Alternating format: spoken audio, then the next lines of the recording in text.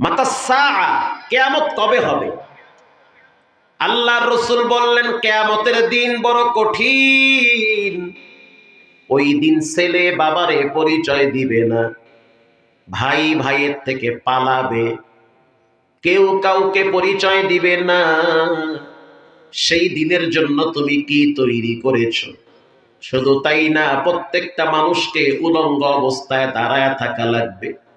শুধু তাই না, যেই জমিনে বসা আছেন জমিনটা হবে তামার। এই জমিনে সেদিন ঠান্ডা থাকবে না, সূর্যের তাপে জমিনটা থাকবে গরম।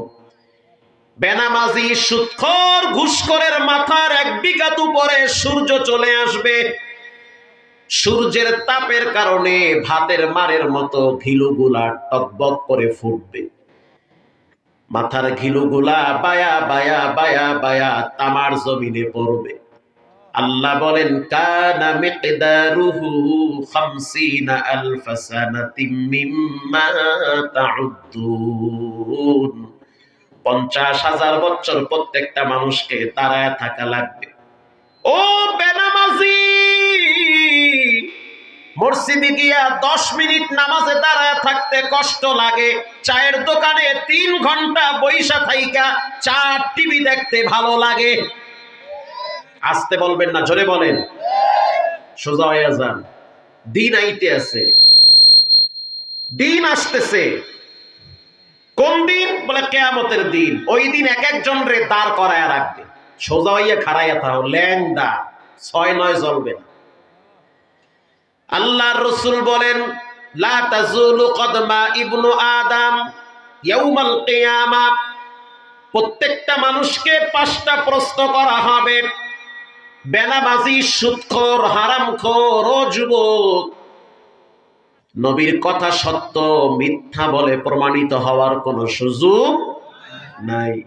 রাসূল বলেছেন 5টা প্রশ্নের জবাব না দেওয়া পর্যন্ত কোন মায়ের সন্তানের এই সাহস নাই 1 চুল পরিমাণ সে পা নাড়াবে। আল্লাহু আকবার। হাত্তা ইউসআলা আন 50 আন উমরিহি ফীমা আফনা। 1 নম্বরের প্রশ্ন হবে, লম্বা একটা হায়াত দিয়েছি, এই হায়াতটারে কই ব্যয় করলা, কোথায় ব্যয় করলা? নামাজ বাদ দিয়া, ইসলাম বাদ দিয়া, কোরআন বাদ দিয়া কোথায় চিপায় চাপায় কোন মেয়ের সাথে অবহিত সম্পর্কে লিপ্ত হইলা? পৃথিবীর কেউ দেখে না, একজন দেখেছেন, তিনি হলেন কে? রাসূল বলেছেন সেই দিন হবে ভয়াবহ দিন। তো সাহাবী বলো সেই দিনের জন্য তুমি কি তৈরি করেছো? খালি কিয়ামত কিয়ামত জিজ্ঞেস করো। তো সহজ সরল দিলের সাহাবী, নরম মানুষ, হুজুর আমার কিছুই নাই, আমি একেবারেই গরিব। আল্লাহর রাসূলকে আবার বলল সেই সাহাবী, ইন্নী উহিব্বুল্লাহ ওয়া রাসূলাহ, আমার একটা পুঁজি আছে ও নবী আমার, আমি আল্লাহ এবং তার রাসূলকে আমার জীবনের চেয়েও বেশি ভালোবাসি। বলার সাথে সাথে রাসূল বলেন এটাই তোমাকে জান্নাতে পৌঁছায়া দিবে। ইন্নী উহিব্বুল্লাহ ওয়া রাসূলাহ, ওগো আল্লাহর নবী আমার কিছুই নাই, তবে আমি আপনাকে ভালোবাসি, আল্লাহকে ভালোবাসি, আমার জীবনের চেয়ে রাসূলকে সবচেয়ে বেশি ভালোবাসি।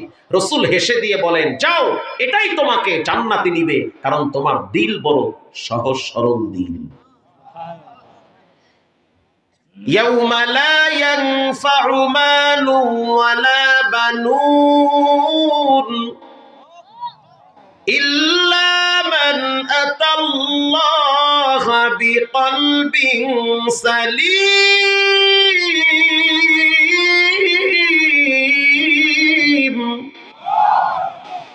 রব্বুল আলামিন বলেন কিয়ামতের ময়দানে সম্পদ কাজে আসবে না, সন্তান কাজে আসবে না। যেই সন্তানের জন্য নামাজ পড়ার সময় পান না, যেই সন্তানের জন্য টাকা কামানোর জন্য ব্যস্ত হয়ে গেলেন, কোন শয়তান আপনারে নামাজ থেকে দূরে সরাইয়া সন্তানের ভবিষ্যৎ করার জন্য টাকা কামাইতে লাগায় দিছে? আল্লাহ বলেন সন্তানের মুখে হাসি ফুটানোর জন্য টাকা কামাও, অথচ নামাজ পড়ো না। দোকানদার, বসে বসে বেচা কিনা করো, খুরসা টাকাগুলা পকেটে নাও কেন? বাচ্চার পরীক্ষার ফিস দেওয়া লাগবে। কথা কর না কেন? হে চায়ের দোকানদার, দুনিয়ায় কষ্ট করলা, মরার পরেও তো ফেরেশতারা বাটাম ফাটা দিবে, লাভ হইল কি?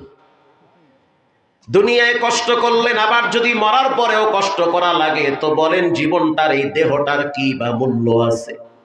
আল্লাহ বলেন লা ইয়ানফা মালু ওয়ালা বানুন ইল্লা মান আতাল্লাহা বিকলবিন সালিম।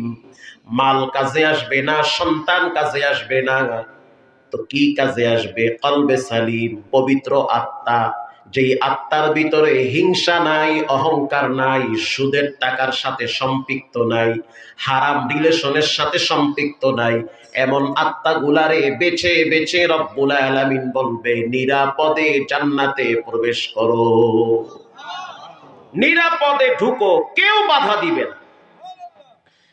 প্রিয় ভাইরা আমার, রাসূলুল্লাহ সাল্লাল্লাহু আলাইহি ওয়াসাল্লাম তিনি আমাদের মডেল। আল্লাহু আকবার বলেন।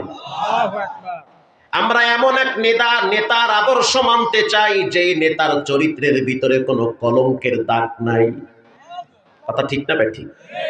আমরা এমন একজন নেতাকে ফলো করতে চাই যেই নেতার চরিত্রের ব্যাপারে সার্টিফিকেট দিয়েছেন কে? ওয়া ইন্নাকা লাআলা খুলুকিন আযীম। আল্লাহর নবীর চরিত্র সর্বোত্তম চরিত্র। যে ব্যক্তি নবীকে চিনল না তার মতো হতভাগা দুনিয়াতে কেউ নাই। যে রাসূলকে চিনল না তার মতো কপাল পোড়া জমিনে আর কেউ নাই। বেঈমানরা নবীরে চিনে, কালেমা পড়ে মুসলমান হয়, আর মুসলমানের বাচ্চারা জুমার দিনও নামাজটা পড়তে চায় না। পৃথিবী বিখ্যাত একজন গবেষক যার নাম হলো ডাক্তার মরিস বুখাইলি, যিনি অনেকগুলা ভাষার ডক্টরেট ডিগ্রি নিয়েছেন, সেই মরিস বুখাইলি তিনি বলেন, আমি রাসূলুল্লাহর জীবন আদর্শ পড়ে যখন দেখলাম এমন একজন মহান ব্যক্তি 63 বছরে পুরা আরব নয় পুরা বিশ্বকে তিনি দেখিয়ে দিয়েছেন একমাত্র শান্তির ধর্ম হলো ইসলাম। আর মানুষের তন্ত্র মন্ত্র দ্বারা মানুষের কোনোদিন সফলতা আসবে না। মানুষের সংবিধান হবে নির্ভেজাল, যার নাম হলো কোরআন। যালিকাল কিতাবু লা রাইবা ফীহি হুদাল লিল মুত্তাকিন।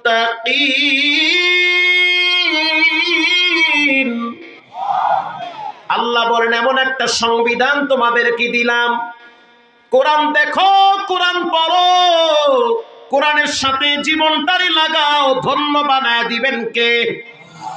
এই কোরআন যেই জায়গায় লাগে সেই জায়গার মর্যাদা আল্লাহ বাড়ায় দেয়। শিব শক্তি মহারাজ, তার ইতিহাস পড়ে দেখো, যার পায়ে 33 কোটি হিন্দুরা মাথা নত করে সিজদা দিত, তিনি হিন্দুদের দেবতা ছিল। সেই শিব শক্তি মহারাজ নবীর জীবন আদর্শ গ্রহণ করে কালেমা পড়ে মুসলমান হয়ে ইমানদার হয়ে তিনি কবরে গিয়েছে। পৃথিবী বিখ্যাত একজন বেঈমানের নাম ছিল, যিনি পপ সম্রাট, পৃথিবী বিখ্যাত, যার গান মানুষের পকেটে পকেটে মোবাইলে মোবাইলে থাকত, মাইকেল জ্যাকসন। মৃত্যুর আগে আগে কোরআনের পরিচয় পেয়ে, দ্বীনের পরিচয় পেয়ে কালেমা পড়ে মুসলমান হয়েছে। আল্লাহু আকবার। শুধু তাই না, টনি বেলেয়ারের শাড়ির ইতিহাস পড়ে দেখো, টনি বেলেয়ারের শাড়ির ইতিহাস পড়ে দেখো, যে কিনা আফগানিস্তানে গিয়েছিল দেখার জন্য কিভাবে তাদের জীবনযাত্রা চলে। তালেবানরা তাকে গ্রেফতার করে তাঁবুর ভিতরে নিয়ে গেছে। টনি বেলেয়ারের শাড়ি বলল, তার বক্তব্য হলো, আমি মনে করেছি তালেবানরা বুঝি আমার ইজ্জত সম্ভ্রম নষ্ট করবে, কিন্তু তালেবানের কমান্ডার যিনি, তার মাথায় পাগড়ি দেখছি, তার মুখে দাড়ি দেখছি, হাতে একটা বিশাল বড় পিস্তল দেখেছি, অস্ত্র দেখছি, সীমান্ত পাহারা দেয়। যখন তাঁবুর ভিতরে নিয়ে গেল, কমান্ডার বলল, বোন আমার কোনো ভয় নাই, আমরা মুসলমান, তুমি আমার বোন, আমাদের কাছে তুমি আমানত থাকবে, তোমার শরীরে কেউ একটা আছর লাগাবে না। আমাদের সৈন্যদের কাছে কোন সুন্দরী নারী যদি পড়ে তাহলে তারা ধর্ষণ করে, গণধর্ষণ করে। আমি মনে করেছি তারা বুঝি আমারে গণধর্ষণ করবে, কিন্তু তা তো আমি দেখি নাই, বরং রাত্রিবেলা দেখলাম তারা নামাজে দাঁড়ায় দাঁড়ায় কোরআনুল কারীম তেলাওয়াত করে, দিনের বেলায় সীমান্ত পাহারা দেয়, রাত্রিবেলা যায় নামাজে দাঁড়ায় রবের সাথে প্রেম করে। আল্লাহু আকবার।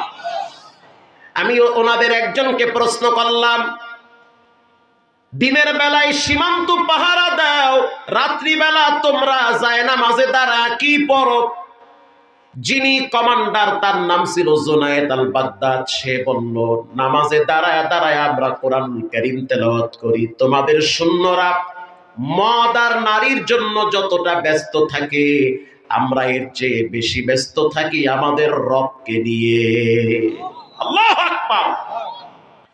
প্রিয় যুবক ভাইয়েরা আমার, আল্লাহ রাব্বুল আলামিন সেই কোরআনুল কারীমের ভিতরে একটি সূরা নাজিল করেছেন, সূরার নাম সূরা কাউসার। এই সূরাটাকে বলা হয় শানে রাসূল, মানে নবীর শানে সূরা নাজিল হয়েছে। সুবহানাল্লাহ বলেন। নবীর শানে সূরাটা নাজিল হয়েছে, সূরাটাকে বলা হয় শানে রাসূল। রাসূলুল্লাহর মর্যাদা সম্মান বাড়াবার জন্য এই সূরাটা আল্লাহ পাক নাজিল করেছে। নবীর মর্যাদা কত বেশি, খাসায়াসুল কুবরায় আল্লামা জালালউদ্দিন সুয়ুতি লেখেন,